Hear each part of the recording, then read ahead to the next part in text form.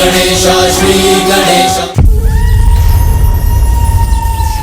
कामासुर तो अपने विकार का प्रयोग एक शस्त्र के समान ही करता है और उसके द्वारा इस सतरंगी चक्र के निर्माण का भी इसी बात से अवश्य कोई संबंध है।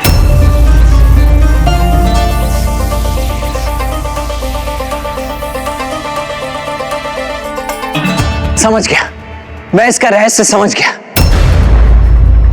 मनुष्य का कोई भी विकार उसके भीतर उसकी पंच इंद्रियों से प्रवेश कर उसके मन और बुद्धि को प्रभावित करता है। 5 और 2 हुए 7। इसीलिए उसने अपने लोक की रक्षा हेतु इस सतरंगी चक्र का निर्माण किया है।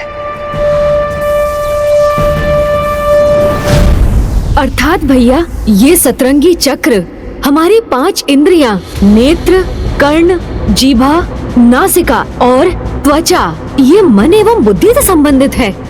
हाँ अनुज गणेश, जिस प्रकार 5 इंद्रियों के साथ साथ मन और बुद्धि को सुदृढ़ किए बिना हम विकारों से संघर्ष नहीं कर सकते, उसी प्रकार इस इंद्रधनुषी चक्र की 7 सतहों को पार किए बिना हम उस कामासुर तक कभी नहीं पहुंच सकते।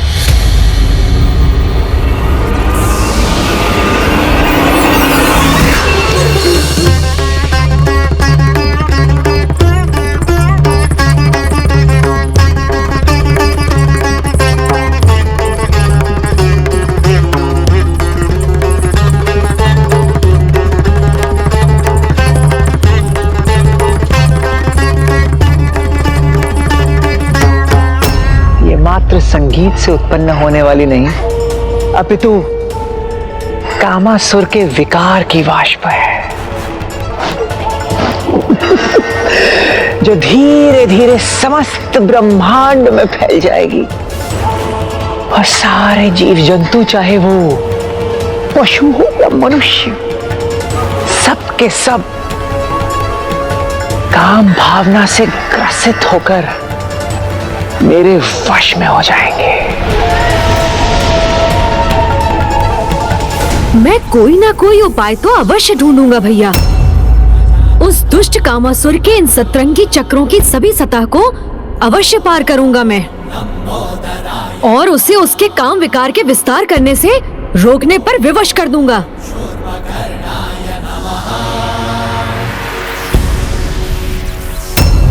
क्या उपाय है इस सतरंगी सुरक्षा चक्र को भेदने का?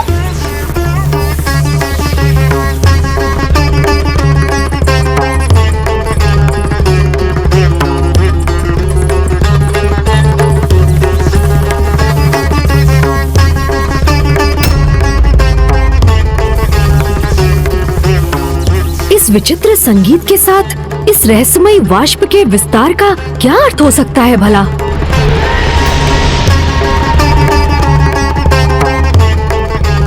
इस सितार की धुन मात्र एक साधारण धुन नहीं है। कदाचित यही धुन बाहरी सुरक्षा घेरे का स्रोत भी होगा।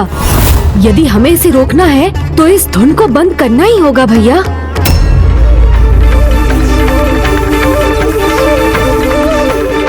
किंतु इस 7 सतह वाले सुरक्षा चक्र को नष्ट कैसे करें हम?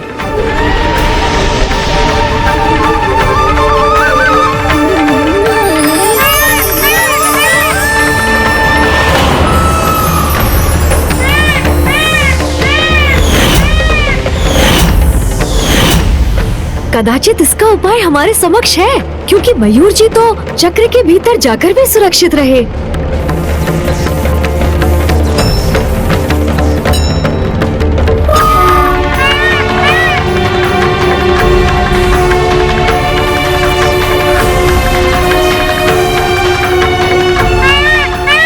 इसी कारण इस सुरक्षा चक्र की 7 सतहों के रंगों और मयूर जी के शरीर के रंगों में इतनी समानता है, क्योंकि मयूर जी इन विकारों को अपने भीतर प्रवेश ही नहीं करने देते, उन्हें ये बाहर ही रखते हैं।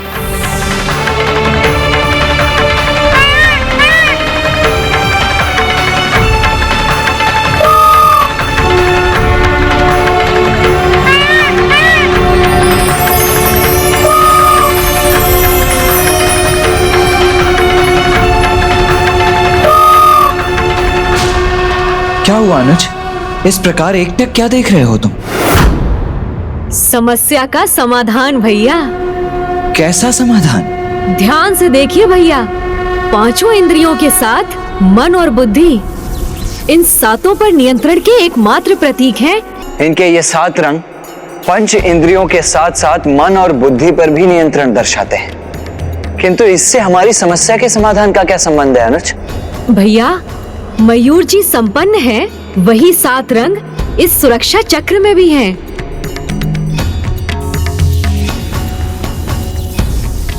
अर्थात संयम के प्रतीक मयूर ही इस सतरंगी चक्र को भेदने में हमारे सहायक होंगे। इसलिए मुझे भी अपने एक मयूर को उत्पन्न करना होगा। किंतु क्यों गणेश? जब मेरे मयूर यहाँ उपस्थित हैं, तो तुम्हें अन्य मयूर की क्या आवश्यकता है?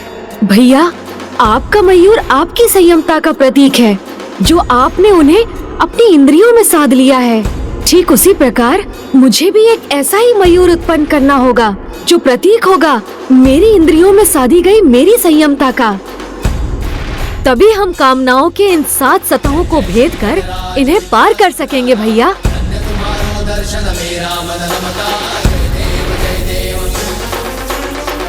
उचित है गणेश। इन 7 में सर्वप्रथम है मन, जिसे भक्ति की शक्ति से संयमित किया जा सकता है। और ये तो आपको भी ज्ञात है भैया कि माता पिता की भक्ति से श्रेष्ठ तो और कुछ भी नहीं होता। इसलिए उनका आवाहन कर मैं उस प्रथम रंग को प्राप्त करूंगा, जो प्रतीक होगा मन पर संयमता का।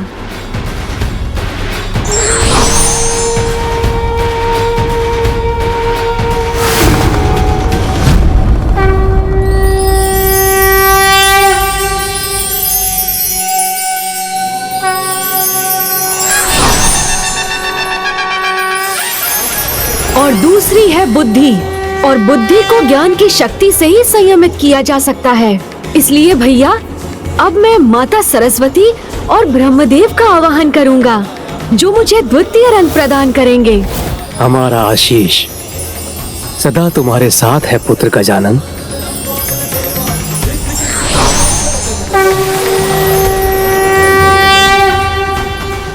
शेष 5 इंद्रियों में प्रथम है हमारे नेत्र, जिन्हें ध्यान शक्ति से संयमित किया जा सकता है।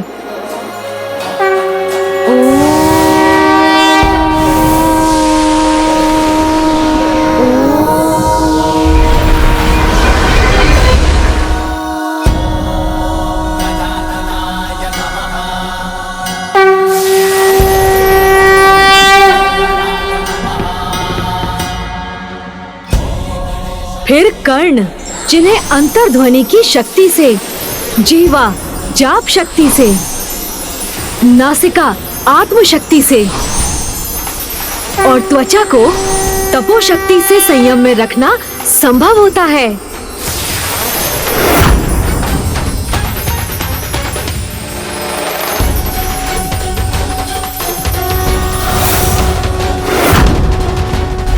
अद्भुत है पुत्र गणेश की बुद्धि। अपनी चतुराई के द्वारा ही गणेश ने 7 रंगों को प्राप्त कर लिया है स्वामी, जो प्रत्येक इंद्रियों पर विजय प्राप्त करने का प्रतीक है। और अब इन्हीं से गणेश अपने स्वयं का वाहन भी उत्पन्न करने वाले हैं, जो उन्हें कामासुर पर विजय प्राप्त करने में सहायता प्रदान करेगा।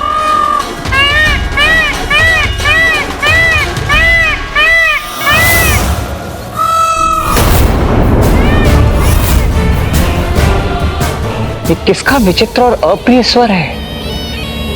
कहीं कोई यहाँ आकर मेरे कार्य में हस्तक्षेप करने का प्रयास तो नहीं कर रहा है? मेरे समक्ष ऐसा कोई भी प्रयास सफल नहीं होगा। मेरे द्वारा उत्पन्न किए गए काम के प्रभाव से कोई सुरक्षित नहीं रह सकेगा।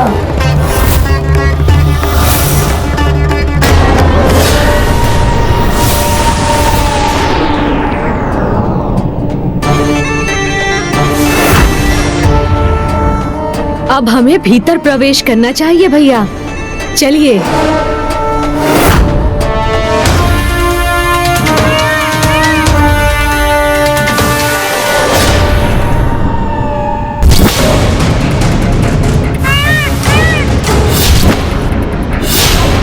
ये वाष्प तो गणेश की ओर ही अग्रसर है।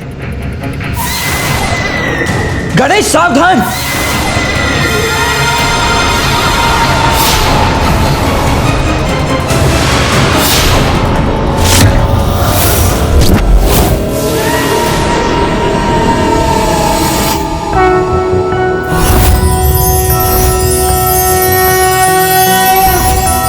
विकटो नाम विख्यात कामासुरविदाहत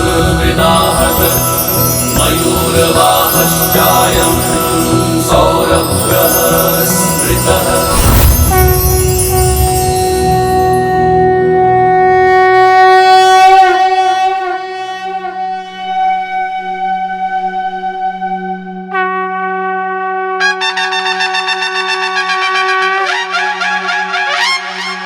इतनी विकट समस्या का भी इतना उचित समाधान प्रस्तुत किया है विकट अवतार गणेश ने। कदाचित उसे ज्ञात होना चाहिए कि विकट गणेश के पावन अवतार पर कामासुर के सभी विकार प्रभावहीन ही सिद्ध हुए।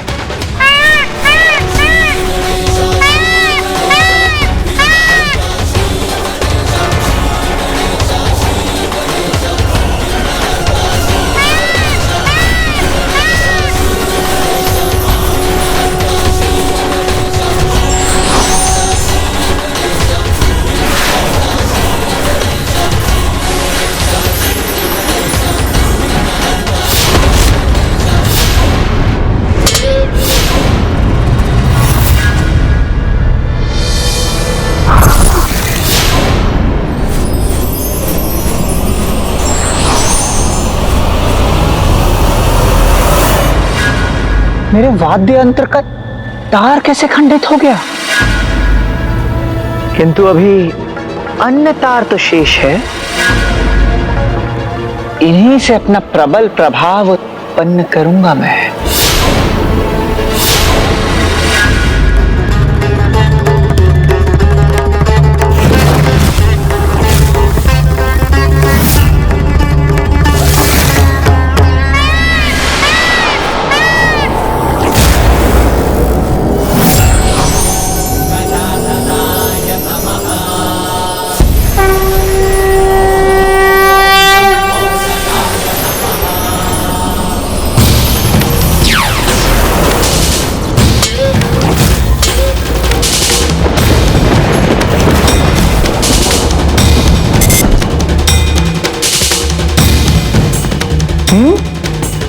ये कैसे संभव है?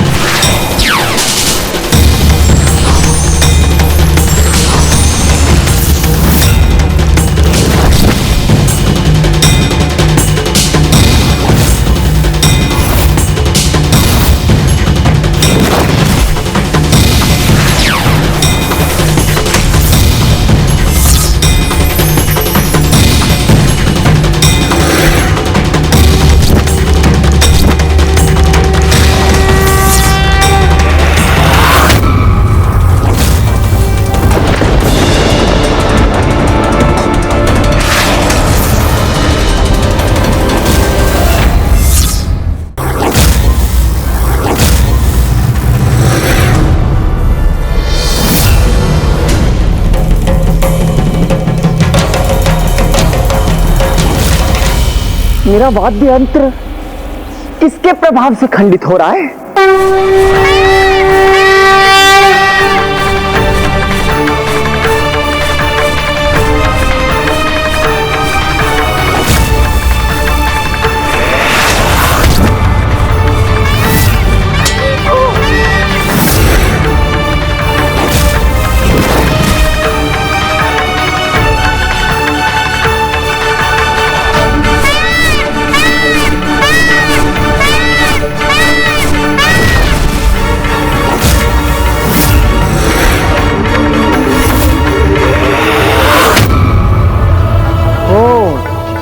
तो यहां तक पहुंचने में सफल हो गए।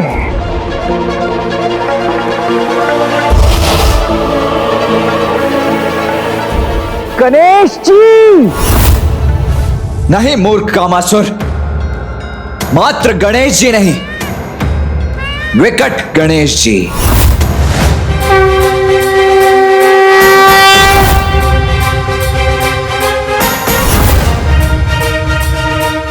पुत्र गणेश का ये विकट रूप तो अत्यंत अद्भुत है।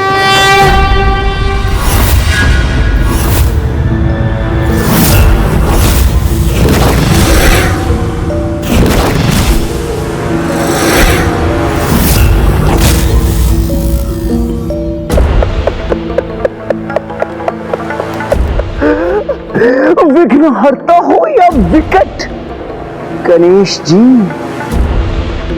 आपके किसी भी रूप से भयभीत नहीं होना।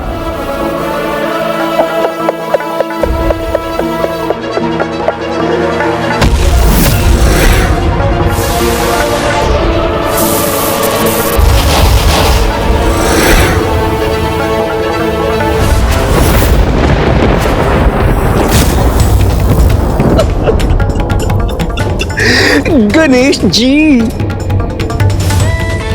आप यहां तक तो पहुंच गए, किंतु इसके आगे एक पग भी नहीं बढ़ा सकेंगे।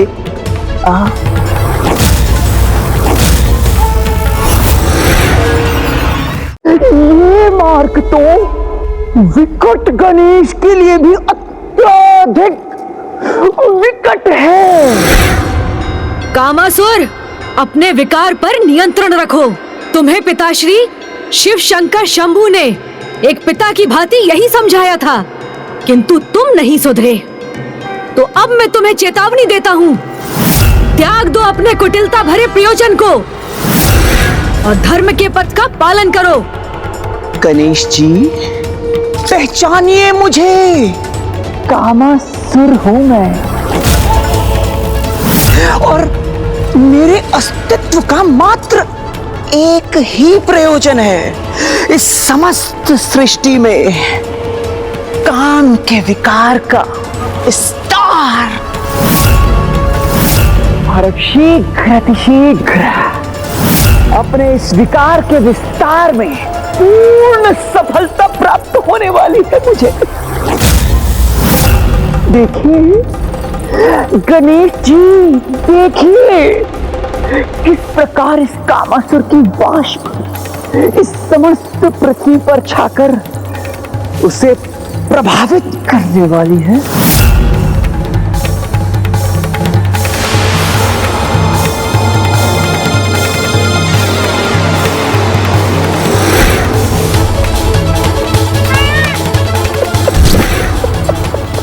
गणेश जी, अब देखिएगा किस प्रकार कामासुर के 5 महाबाण स्वयं आप में ही परिवर्तन ले आएंगे।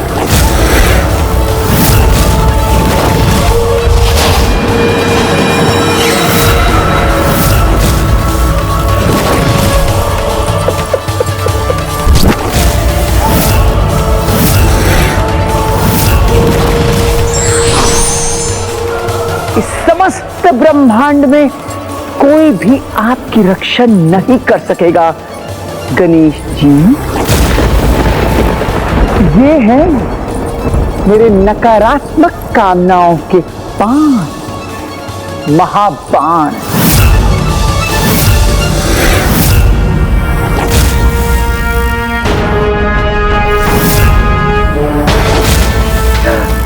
ये है उन्माद बाण, स्तंभन बाण, तापन बाण, शोषण बाण, सम्मोहन बाण। ये वो मायावी बाण हैं जिनके प्रभाव से देवता भी मुक्त नहीं हो सकते। अब न स्वयं आप और ना ही कोई अन्य आपकी रक्षा कर सकेगा।